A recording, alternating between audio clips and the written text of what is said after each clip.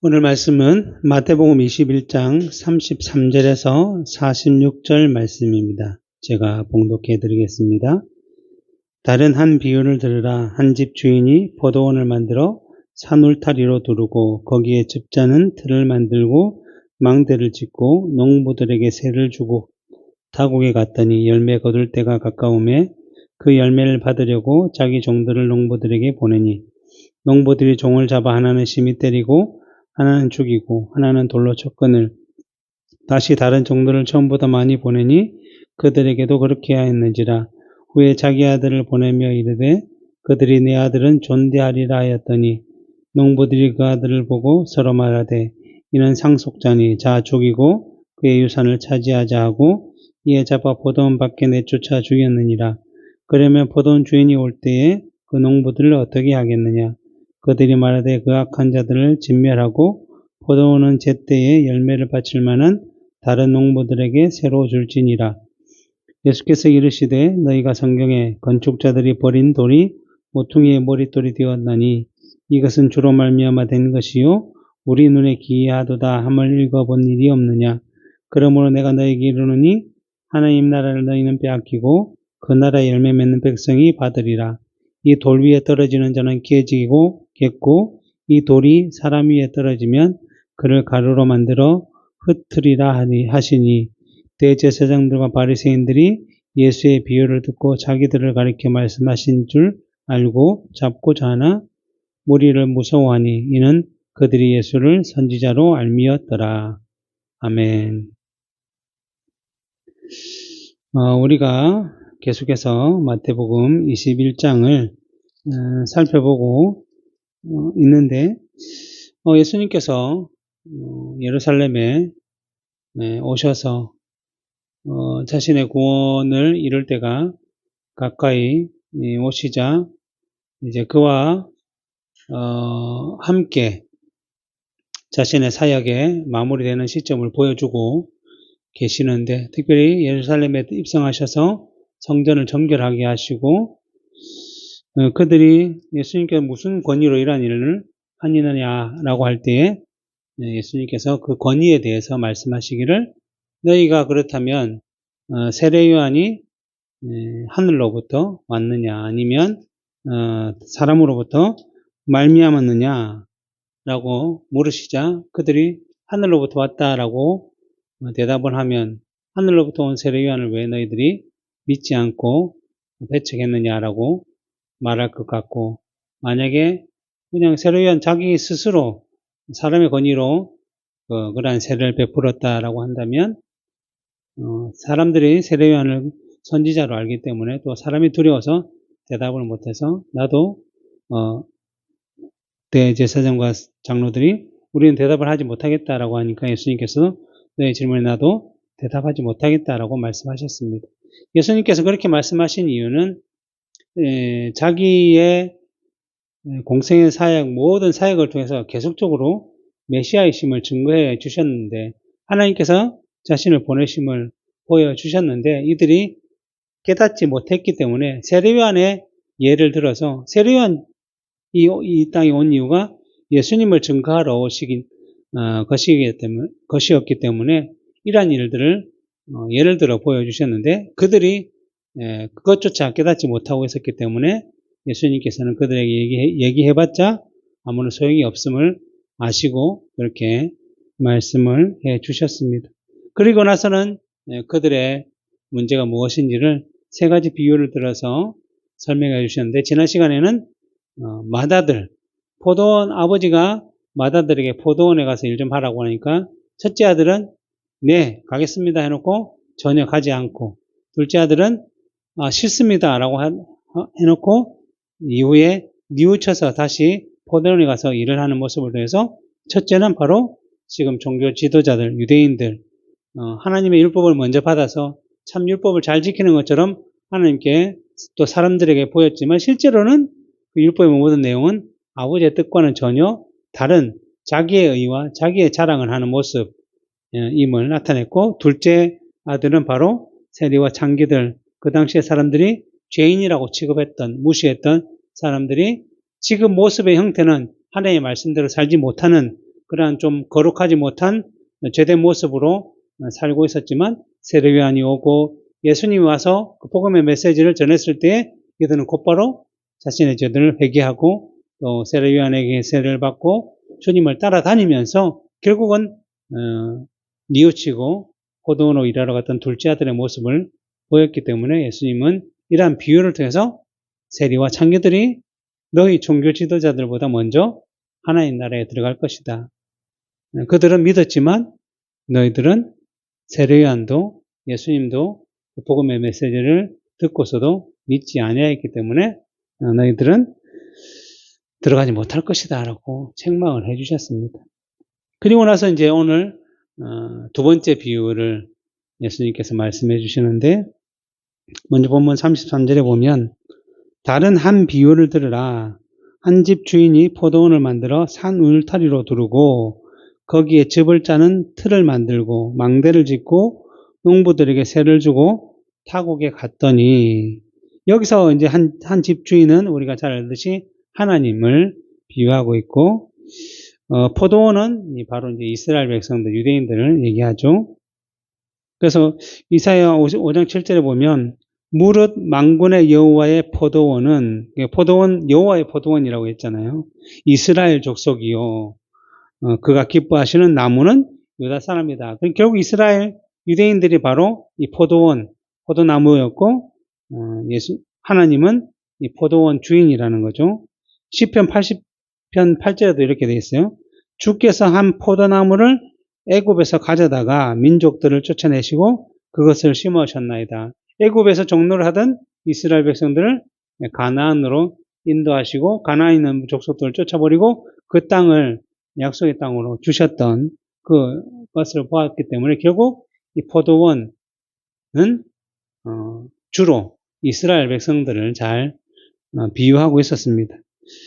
그리고 이제 누구에게 줬냐면 농부들에게 세를 주고 타국에 갔다라고 했는데 농부들은 누구냐면 청교도인 매튜풀 목사는 이 농부들이 바로 이 제사장과 서기관들, 이 종교 지도자들이었다.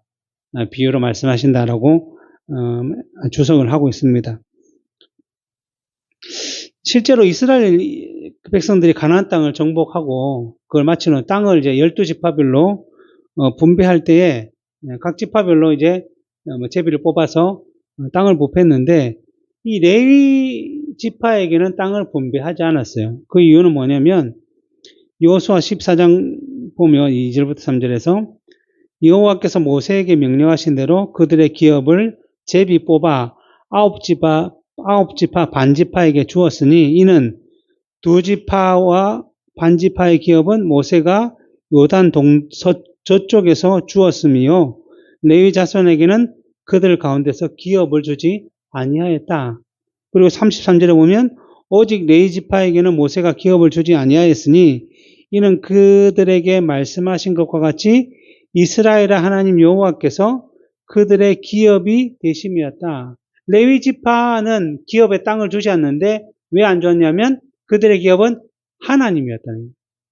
결국 그것은 무엇을 얘기하냐면 하나님께서 레위 지파 한 지파를 이렇게 들어서 뽑아내셔서 이들의 기업이 하나님이심을 보여주면서 이 레위 지파는 누구를 상징하냐면 결국 이스라엘을 상징하도록 그렇게 만드셨기 때문에 이 땅의 기업을 분배하지 않았습니다. 그러면 이제 원래 12지파에서 레위 지파를 빼면 11지파인데 우리가 알고 있듯이 요셉 지파가 므낫세와 에브라임 이 두 지파로 나누어져서 12지파를 채워서 이제 가나안 약속의 땅에 12지파의 땅을 분배했는데 그들이 가나안을 점령할 때 어디로 점령했냐면 밑에서 위로 올라오는 게 아니라 옆에서 이렇게 중간부터 이렇게 땅 그 정복을 시작했는데 옆에서 정복할 때에 그 요단강을 중심으로 해서 이쪽이 가나안 땅이고 이쪽이 모압과 암몬 땅이었는데 그 옆에 들어가기 전에 먼저 이쪽에서 시온이나 아모리 왕과 전쟁을 벌여서 그 땅을 차지하게 됐는데 그 땅이 너무 좋은 거예요.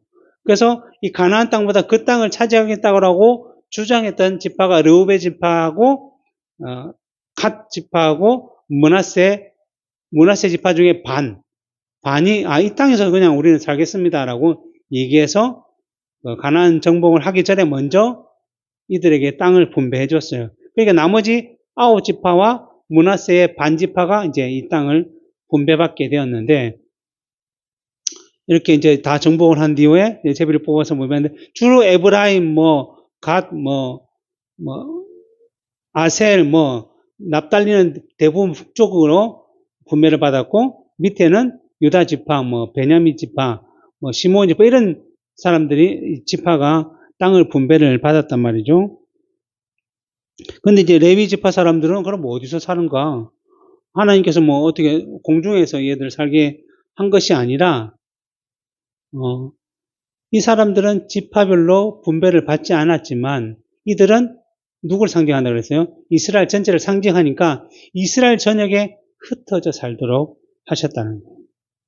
그래서 각 지파별로 레위 그 가정마다 땅을, 성읍을 주도록 해서, 그래서 여기 말씀을 보면 여호수아 21장 1절부터 3절을 보면, 그때의 레위 사람 족장들이 제사장 엘르아살과 눈의 아들 여호수아와 이스라엘 자손의 지파 족장들에게 나와 가나안 땅 실로에서 그들에게 말하여 이르되, 여호와께서 모세에게 명령하사 우리가 거주할 성읍들과 우리 가축을 위해 그 목초지를 우리에게 주라 하셨나이다 하며, 이스라엘 자손이 여호와의 명령을 따라 자기의 기업에서 이 성읍들과 그 목초지를 레위에게 주었더라. 각 성읍마다 레위인이 살 수 있도록 땅을 주었다는 거예요. 각 지파별로. 그래서 21장 41절에 보면 레위 사람들이 이스라엘 자손의 기업 중에 받은 성읍은 모두 48 성읍이요 그 목초지라. 그러니까 이 48이니까 12지파니까 나누게 하면 한 4개 정도, 각 지파별로 4개의 성읍을 받았다는 거예요. 그러니까 레위 사람은 한 곳에 몰려 산 것이 아니라 이스라엘 전역에 흩어져 살았는데 다른 지파별로 4성읍에 다 모여 살. 그러니까 어느 성읍에 가든지 다 레위 사람은 존재했다는 거예요. 그렇게 하신 이유가 무엇일까요? 하나님은 이 레위 사람들, 이 제사장과 이 레위인들을 하여금 이들이 주관하는 게 뭐예요? 하나님께 제사를 지내고 하나님을 만나고 또 하나님의 율법을 또 가르침을 받도록 하기 위해서 각 지파별로 세웠다는 거예요. 오늘날로 보면 뭐예요? 교회들을 각 지역마다 다 세워졌다는 거예요. 그래서 예배를 드릴 때 그 사람들을 돕도록, 그리고 그들에게 율법을 가르치도록, 하나님의 율법은 무엇이고 그들이 모르는 것을 물어볼 때, 만약에 예를 들면 우리나라의 대전에만 레위 지파를 세워놨으면 부산에 있는 사람들은 늘 물으려면 어디로 와야 돼요? 대전에 가야 되는 거예요. 서울에 있는 사람들도 대전에 와야 되고, 그러면 얼마나 힘들겠어요. 그러니까 각 지역마다 교회를 다 둠으로 말미암아 자기 근처에 있는 제사장과 레위인들에게 가서 제사를 물을 묻기도 하고 율법을 배우기도 하고 또 그들의 본을 받기도 하고, 이렇게 하도록 하나님께서 각 지파별로 레위인들을 세워서 그들로 하여금 하나님 율법을 잘 가르치고, 잘 가르치는지 안 가르치는지 늘 돌아보게 하시고, 그래서 그들로 하여금 믿음의 선한 열매, 하나님을 사랑하면 그들의 열매를 통해서 이웃을 자신의 몸과 같이 사랑하는 열매를 맺을 수 있도록 하나님께서 그렇게 은혜 가운데 허락을 해주셔서 레위 지파는 땅을 분배받지 않고 각 지역 지파별로 세움을 받았다는 거예요. 근데 그 농부들이, 그 사람들을 지금 예수님은 농부라고 표현한 거예요.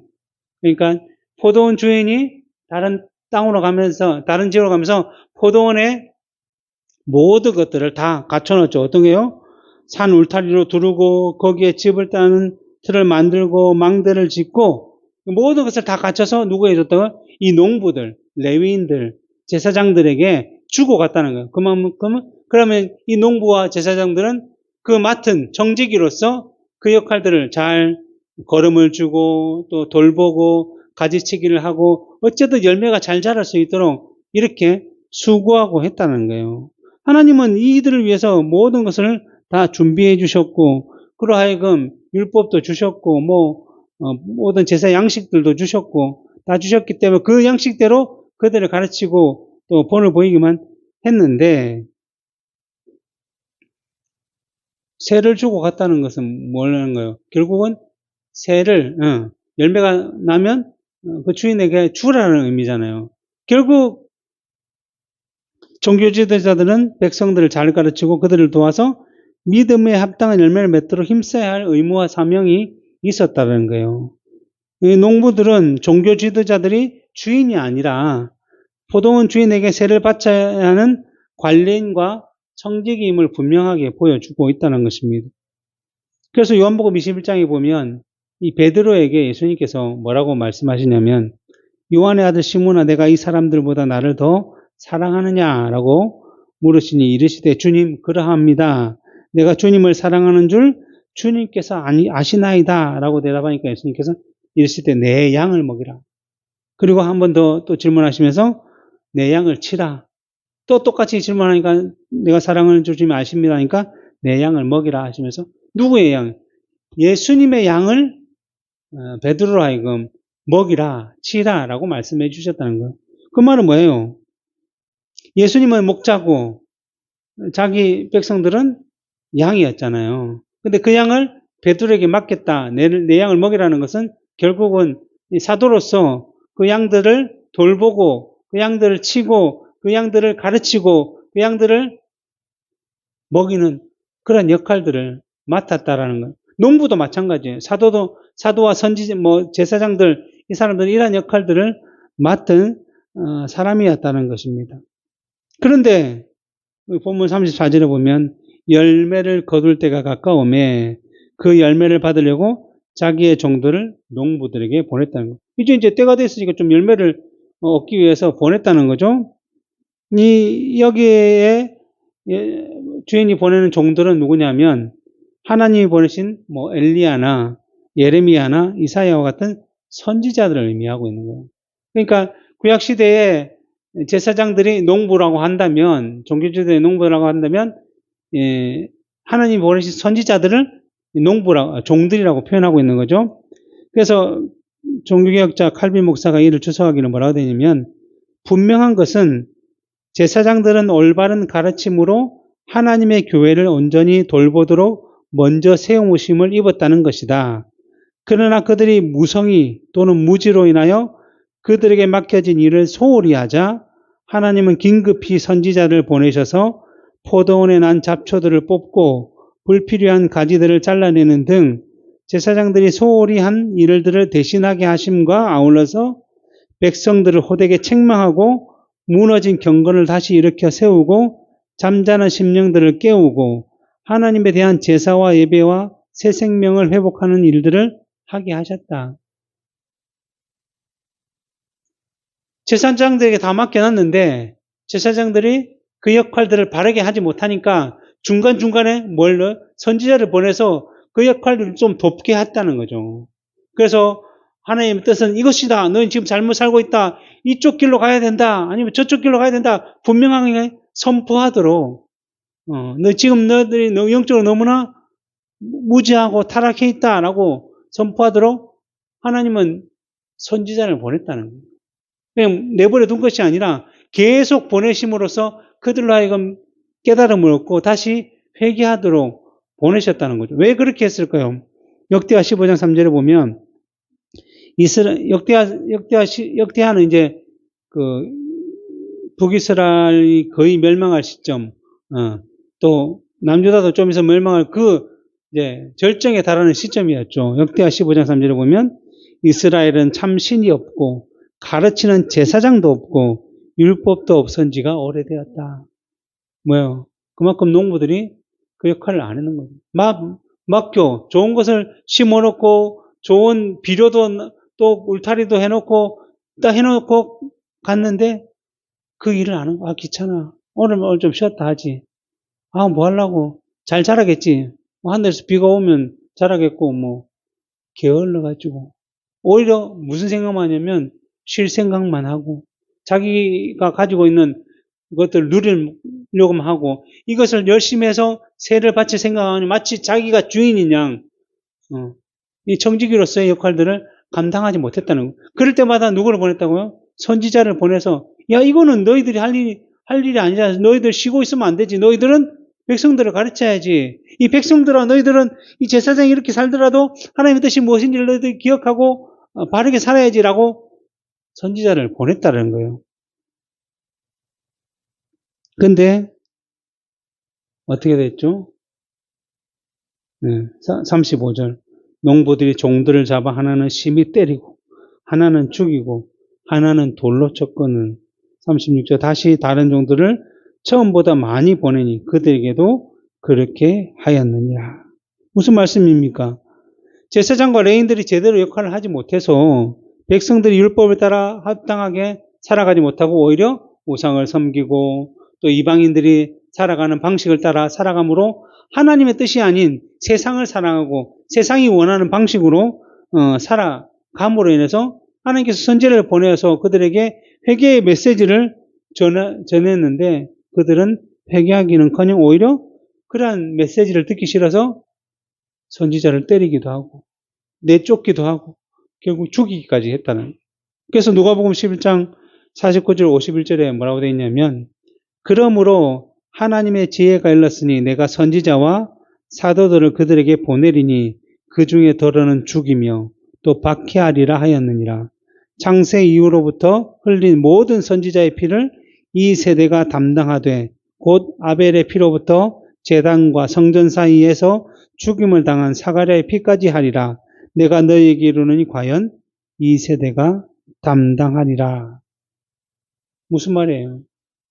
주의 몸된 교회를 위해서 제사장과 종교 지도자들을 레위인들을 세웠는데 그들이 그 역할을 하지 못해서 오히려 그를 돕기 위해 선지자를 보냈는데 그들마저도 죽였다는.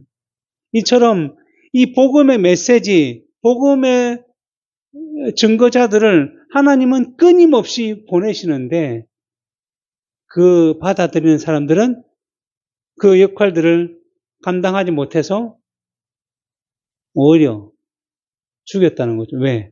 자기들의 이익을, 자기들의 즐거움을, 자기들의 세력을 깨뜨릴까봐 그렇게 했다는 것입니다. 어떻게 밴드 복음이 있는 곳에 그 복음을 듣고 순종하고 경청하고 따라다니면 얼마나 좋겠어요. 그러나 이 죄된 본성을 가진 사람들은 그렇게 하지 못한다는 거죠. 빛이 들어오면 그 빛을 싫어하죠. 불 끄라고 하고 어두운 곳이 좋다고 하고 이게 죄인들의 습성이라는 거죠. 그런데 하나님을 믿는 백성들 또 더 나아가 종교 지도자들이 이러한 일을 했다는 거죠. 왜? 네. 어둠 가운데 있던 세상의 모든 것들이 자신들에게 유익인 줄 알았기 때문에 그것을 빼앗길까봐 그것이 싫어서 바른 소리하고 진리를 말하는 자들을 박해한 거죠. 그래서 뭐 가인과 아벨도 그러한 이유로 죽임을 당하고 그 이후에 복음으로 나온 모든 자들은 다 박해를 당했죠. 이후에 뭐 중세 시대든 아니면 초기 기독교 순교당한 사람들이 얼마나 많습니까? 그들이 얼마나 그들에게 악한 일을 했어요. 뭐 그들이 행하는 일들을 방해한 것도 아니고 오히려 예수를 믿으라. 아니면 나는 예수님밖에 없다라는 사람을 그냥 자기들 싫다는 이유로 박해를 했죠.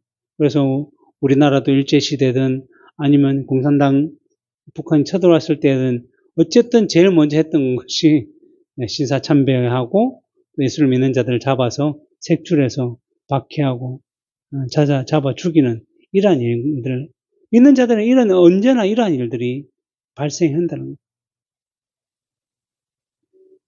그 세대도 마찬가지로 이러한 일들을 하나님의 백성이라고 자부하던 자들이 저질렀다는 거예요.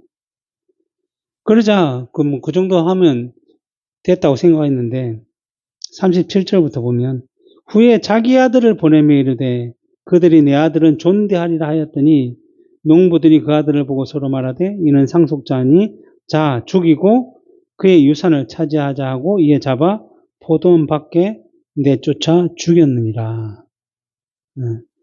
이전까지 예수님께서 했던 비유는 뭐냐면 주로 구약시대 이스라엘 백성들이 했던 것에 대한 비유였다고 한다면 이후부터는 예수님께서 당하실 일에 대한 비유를 말씀하신 거죠. 예수님께서 만왕의 왕으로 또 자기 백성을 구원할 메시아로 이 땅에 오셨어요. 메시아로 이 땅에 왔으니까, 그들의 구원자로 왔으니까 실제로 예수님의 사역을 통해서 구약에 예언된 대로 그렇게 말씀하신 대로만 살아가셨는데 그들은 그러한 예수님을 깨닫지 못했다는 거죠. 오히려 자신들의 세력을 예수님이 다 끌고 간다. 그러니까 자기들이 누려던 이익과 즐거움들을 다 빼앗아가고 자기들이 가르쳤던 것이 다 율법의 참된 정신이 아니라 율법의 형식만 따른 것이다. 실제로 또 예수님께서 말씀하실 때 그 말씀에 권위 있음을 보고 종교 지도자들의 말씀에 권위가 없음을 점점 깨닫게 되자 이러한 일로 인해서 그들이 겁을 먹고 예수님 모든 사역을 부정하고 따라다니면서 늘 어쨌든 책을 잡고자 또 비난하고 공격하고 이렇게 했다는 거죠. 그래서 결국에는 어떻게 해요? 예수님을 십자가에 못 박아 죽였다는 거죠. 이 칼빈도 이렇게 표현하고 있어요. 제사장들이 그릇에 대하여 격분한 주된 이유가 그들의 밥그릇이라고 할 수 있는 그들의 전제 권력을 잃지 않기 위한 것이었다는 것은 분명하다. 내 밥그릇을 빼앗기 싫으니까 그 밥그릇을 빼앗기지 않고 위해서 그들의 메시아로 오신 예수님을 핍박하고 죽였다는 거죠. 그런데 이제 지금 말씀하실 때는 이들이 깨닫지 못했기 때문에 이 말씀이 자기를 보고 두고 한 얘기인지를 몰랐기 때문에 단지 비유의 이야기인 줄만 알고 오늘 본문 40절에 보면 그러면 포도원 주인이 올 때에 그 농부들을 어떻게 하느냐라고 예수님께서 물으시자 41절에 그들이 말하되 악한 자들은 진멸하고 포도는 제때 열매를 바칠 만한 다른 농부에게 새로 줄지니이다. 마치 당당하게 자기들은 의로운 생각을 하고 의로운 판단을 할 수 있는 사람들인 양 그냥 이렇게 자신 있게 외쳤다라는 것입니다. 물론 이들이 이후에 자기들의 얘기인 줄 알고 홍보를 하겠지만 지금까지는 자기 얘기인 줄 아닌 줄 알고 했다는 거죠. 그런데 문제는 뭐냐면 그들이 이러한 얘기를 들을 때 깨달음이 없었다는 거죠. 분명히 대놓고 하고 있는데 이들은 나쁜 놈이네 이 정도로만 생각했다는 거예요. 근데 실제로 그 말씀이 자기들 얘기인 줄 알았다면 당연히 우리가 잘못되었구나, 우리가 회개해야 되겠구나, 하나님의 백성이라고 한다면 그 말씀에 대한 깨달음이 있어야 되는데 그렇지 못했다는 거예요. 그런데 사무엘상 11장에 보면 이와 동일한 내용들이 등장하고 있는데 다윗이 밧세바와라는 여인과 간음을 하는 사건이 기록되어 있습니다. 그리고 밧세바는 우리아라는 다윗의 신하, 그 장군 부하의 아내였는데 이 다윗이 그 여인의 아름다움을 보고 간음을 하고 결국은 임신까지 하게 되자 이것을 숨기기 위해 여러 가지 계략을 사용했지만 뜻대로 되지 않자 이 우리아를 그 가장 치열한 전쟁에 보내서 죽게 만들어버렸다. 결국 다윗이 죽인 거나 마찬가지죠. 그리고 나서는 밧세바를 자신의 왕궁으로 데리고 와서 아내로 삼았다는 겁니다. 이에 대해서 사무엘상 12장에서 하나님께서 책망하시는데 하나님께서 나단 선지자를 보내서 이 다윗에게 한 가지 비유를 말씀하게 하십니다. 그 비유는 뭐냐면 한 성읍에 두 사람이 있는데 하나는 너무나 부자야. 자기 집에 양도 많고 소도 많고 가축이 많은 부자가고 한 사람은 아주 가난한 사람인데 자기 집에 오직 한 양 한 마리만 있습니다. 그러니까 그 양을 너무나 귀하기 때문에 늘 같이 먹고 같이 자고 그냥 마치 자기 가족처럼 딸처럼 여겼던 그 양이 있었는데 어느 날 이 부자에게 손님이 한 명 찾아왔는데 손님이 찾아오면 이스라엘 사람들은 다 늘 극진하게 대접하는 것이 관리였기 때문에 이 사람이 자기 많은 양과 소 중에 하나를 잡아서 대접한 것이 아니라 이 가난한 자의 암양을 빼앗아서 손님에게 대접을 했다는 겁니다. 그러니까 다윗이 이 얘기를 듣고 아니 어떤 나쁜 놈이 그런 일을 했느냐. 그 놈은 당장 죽어야 마땅하다라고 큰 소리를 쳤어요. 그때 나단이 그 사람이 바로 당신이십니다. 그러니까 뭐 내가 그런 사람이라고 말도 안 돼라고 하면서 나단 선지자를 오히려 뭐 감옥에 넣다든지 때리다든지 말을 못하게 한 것이 아니라 그 말을 듣자마자 자기가 죄인입니다 라고 고백하면서 엎드렸다는 거예요. 이것이 바로 하나님의 경고, 선지자의 메시지에 들은 자의 합당한 삶이라고 할 수 있는데, 예수님께서 그 모든 비유를 드시고 마지막에 어떻게 했으면 좋겠느냐라고 물으니까 이들이 그 악한 자들을 진멸하고 포도원은 제때의 열매를 바칠 만한 다른 농부들에게 줄지이다라고 대답만 하고 그것이 자기 얘기인 줄을 전혀 깨닫지 못하고 있었다는 겁니다.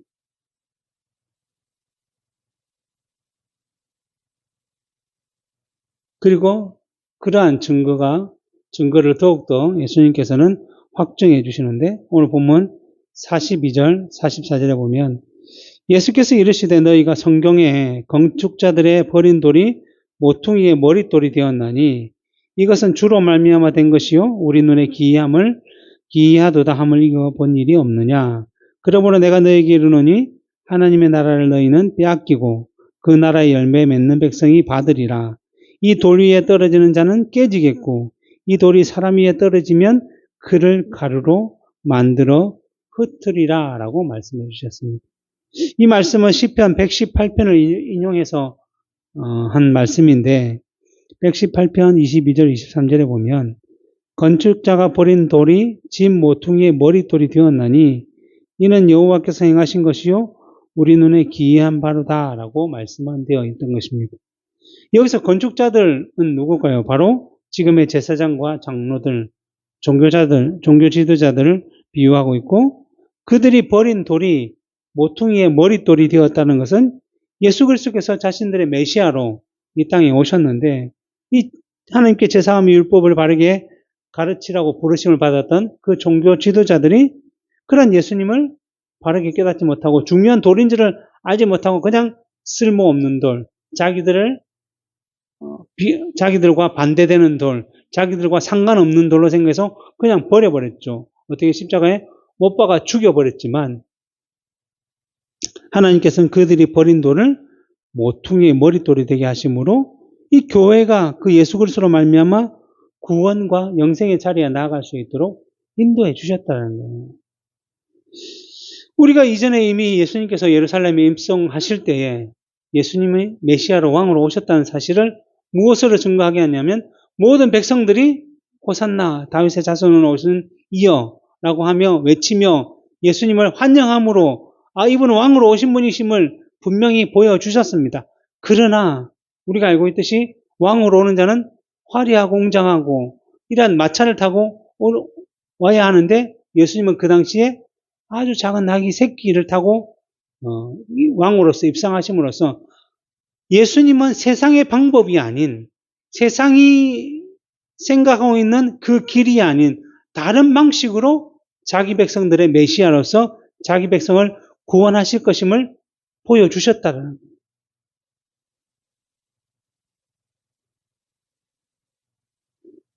그러다 보니까 세상을 따라 하나님의 교회, 성전을 지키던 율법을 자기들의 뜻대로 가르쳤던 세상을 따랐던 제사장들과 서기관들과 장로들은 그러한 예수님을 깨닫지 못했던 거죠. 세상의 방식으로 만약에 왕으로 왔으면 그들이 조금이라도 그 권세에 눌렸을 텐데 전혀 깨닫지 못했던 거죠. 왜냐하면 세상이 완전 마음을 빼앗겨 있었기 때문에 입술로만 하나님을 섬겼기 때문에 전혀 깨닫지 못했던 것이고 그러다 보니 예수님 왜 이렇게 초라해? 뭐 아무것도 없는 것 같아.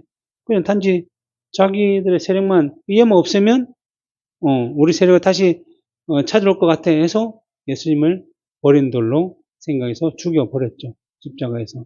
그렇지만 하나님은 그 죽음이 결코 실패가 아니다. 없어지고 사라질 것이 아니라 그 죽음을 역설로 바꾸셔서 그 죽음으로 말미암아 자기 백성들의 구원을 완성시켜 주셨다. 세상의 방식이 아닌 하나님 나라의 방식으로 예수님을 교회에 버림받은 돌이 아니라 교회의 모퉁이들, 제일 중요한 돌, 기초와 반석이 되는 돌로 만들어 주셨다는 것이 바로 이 본문의 내용이죠. 그래서 베드로도 이렇게 표현하고 있어요. 베드로전서 2장 6절부터 8절에 보면 성경에 기록되었을 때 보라 내가 택한 보배로운 모퉁이 돌을 시온에 두는, 시온이 주로 이제 예루살렘 얘기하죠. 그를 믿는 자는 부끄러움을 당하지 아니하리라 하였으니 그러므로 믿는 너희에게는 보배이나, 믿는 자들은 예수 그리스도를 영접한 자들이기 때문에 예수님 때문에 내가 구원을 받았구나, 예수님의 죽으심이 내 죄사함이 되었구나, 예수님의 부활하심이 나에게 영원한 생명을 주는 근거가 되었구나 하는 사실을 기억하고 믿고 따르는데, 믿지 않은 자에게는 건축자의 버린 그 돌, 아무 쓸모없는, 그리고 자기가 메시아로 왔다 하면 이 십자가에서 훌쩍 뛰어내려가지고 그냥 그 제사장들 쓸어버리고, 이렇게 해야 할 것 같은데, 그렇게 하지 못하고 결국에는 죽었잖아. 결국에는 죽었잖아. 이라는 표현으로 버린 돌로 여겼지만, 그 모퉁이의 돌이 머릿돌이 되고, 또한 부딪히는 돌과 걸려 넘어지게 하는 바위가 되게 하였느니라. 그들이 말씀을 순종하지 아니함으로 넘어지나니 이는 그들을 이렇게 정하신 것이라. 예수님을 반대하고 예수님 때문에 거침이 되고 걸림이 된 자들은 다 넘어지게 되었어요. 구원의 길에 서지 못한다는 거예요. 부딪히게 되고 다 쓰러지게 될 수밖에 없다는 것입니다. 여기서 예수 그리스도를 영접하지 않고 믿지 않는 자들은 유기자를 말하는데, 오늘 본문을 보면 바로 제사장들과 장로들, 서기관들, 바리새인들, 이 종교 지도자들을 대놓고 얘기하는 것입니다. 사도 바울도 고린도전서 2장 8절에서 이 지혜가 누구예요? 바로 예수 그리스도시죠. 이 지혜는 이 세대의 통치자들이 한 사람도 알지 못하였나요? 믿지 않는 자들은 전혀 예수님을 알 수가 없어요. 근데 종교 지도자들이 이러한 역할들을 하고 있다는 거예요. 그리고 그들의 가르침을 따라 살아가는 모든 자들이 다 알지 못한다는 거죠.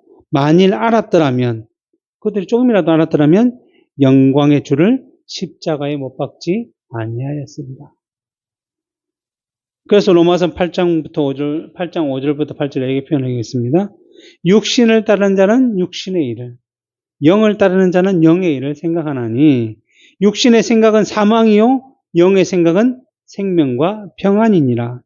육신의 생각은 하나님과 원수가 되나니 이는 하나님의 법에 굴복하지 아니할 뿐만이 아니라 할 수도 없습니다. 왜요? 종교 지도자들이라고 했지만 세상을 따라, 세상의 방식을 따라 자기 이익과 유익과 자기 밥그릇만 생각하다 보니 하나님의 법에 굴복할 수가 없어요. 굴복하면 그 모든 걸 다 빼앗기고 사라져야 되고, 그래서 육신에 있는 자들은 하나님을 기쁘게 할 수 없습니다. 히브리서 11장 6절에 뭐라 했어요? 믿음이 없이는 하나님을 기쁘시게 못한다는 거예요. 결국 이들에게는 믿음이 없었다는 거예요. 근원적으로 가면 하나님의 예정과 선택을 받지 못한 유기자들이라고 할 수 있다. 그들은 이러한 열매를 맺어요. 어때? 예수님을 거절하고 오히려 예수님을 핍박하고 예수 믿는 자들을 핍박하고 그들을 무시하고, 세상은 결코 영적인 일을 알고 깨닫고 받아들일 수 없다라는 겁니다. 구약에 보면 다니엘이나 여러 우리 믿음의 조상들과 함께 했던 왕들이 있잖아요. 다른 나라 왕들.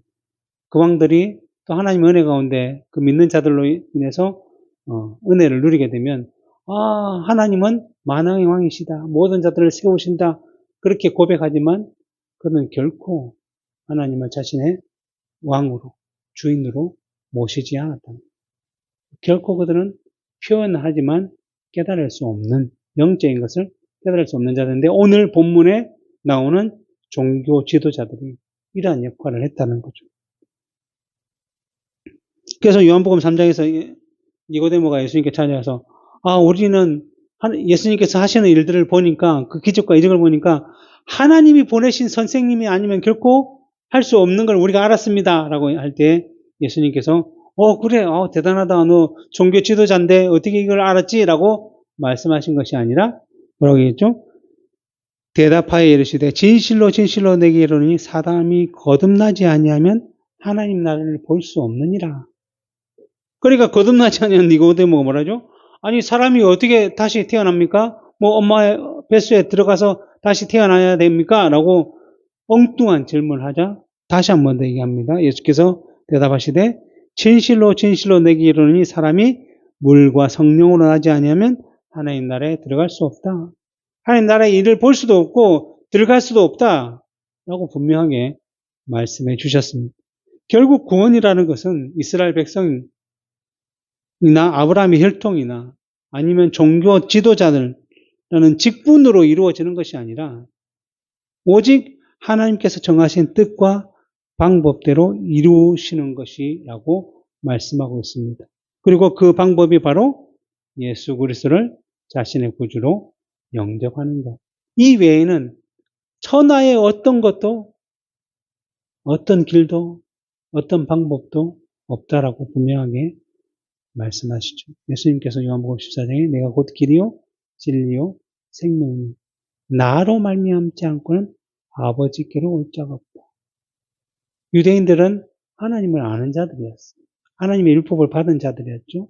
율법대로 살아간다라고 자부심을 가졌던 자들이었지만 그들은 예수 그리스도를 말미암지 않았기 때문에 결국 다른 하나님을 믿었던 것이고 하나님이 가르쳐주신 방법대로 하나님을 믿었던 건 아니죠.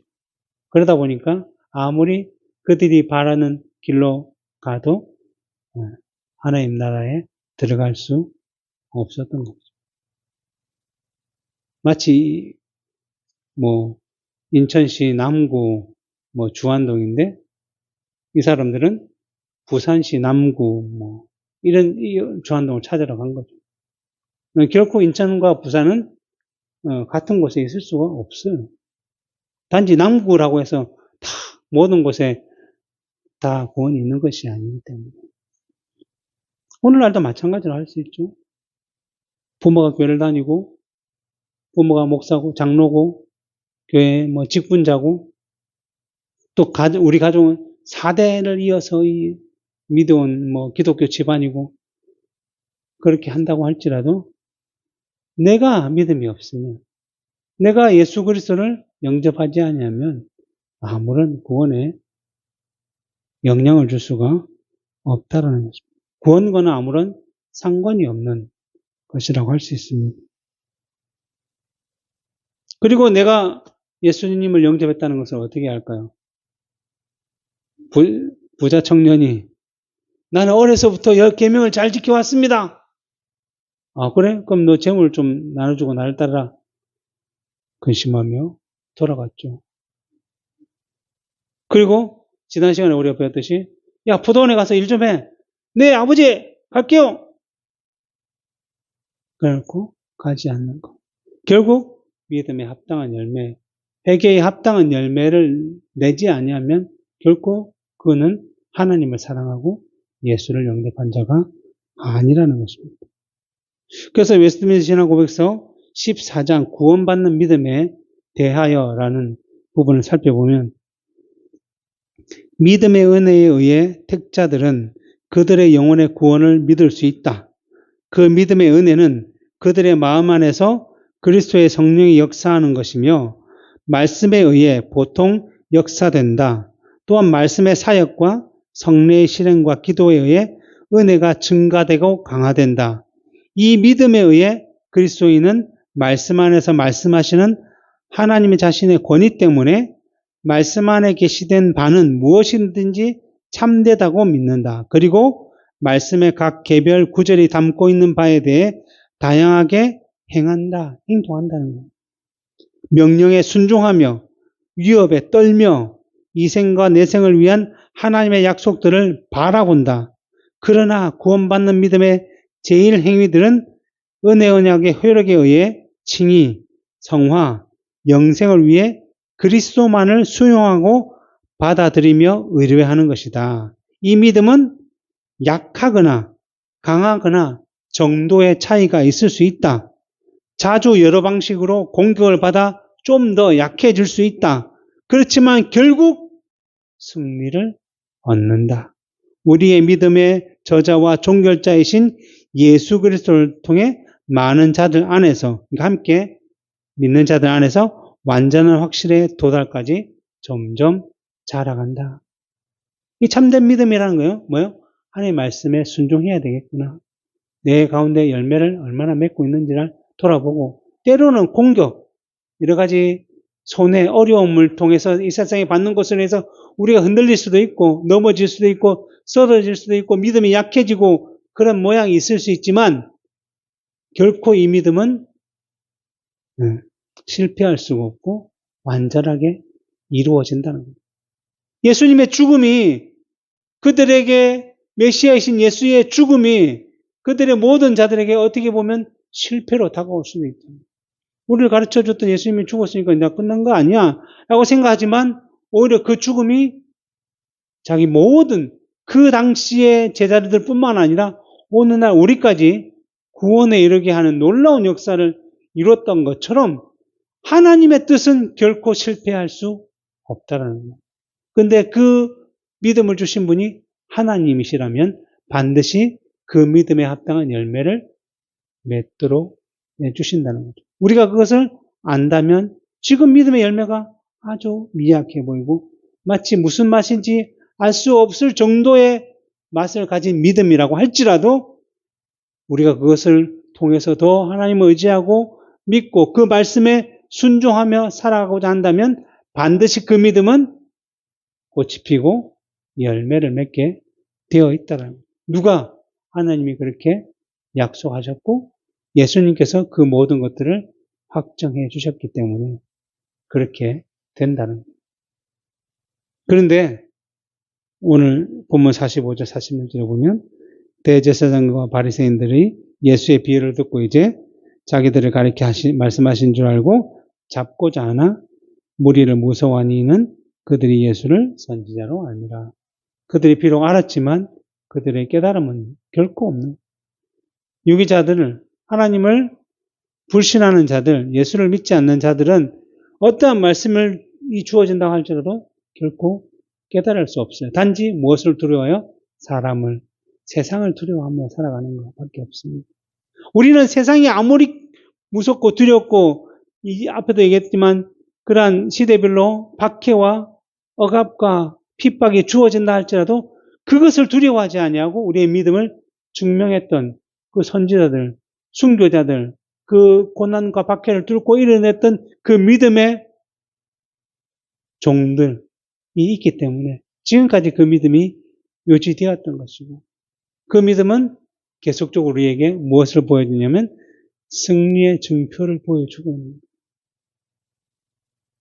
그렇게 해서 복음이 끝나버리면 어느 나라마다 복음이 다 없어져 버리면 복음은 사단의 능력으로도 끊을 수 있다라고 생각할 수 있지만 실제로는 중국에도 지금은 북한에도 그 믿음은 끊이지 않고 계속 그 믿음, 다음 믿음으로 이어간다는 사실을 우리는 듣고 있지 않습니까?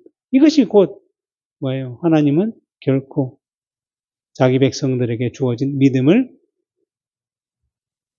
버리지 아니하시고 예수 그리스도로 말미암아 점점 더 이어가게 하시고 꽃을 피우고 계시다는 증거이고 오늘 말씀에도 여전히 그러한 것들을 보여주고 있는 것입니다. 이것이 우리에게 정말 놀라운 은혜의 증거라는 사실을 기억하며 이 믿음이 우리 세대로 끝을 보지 않도록 계속 그 믿음 가운데서 살아가고 그 믿음을 증명할 수 있기를 바랍니다. 기도하겠습니다.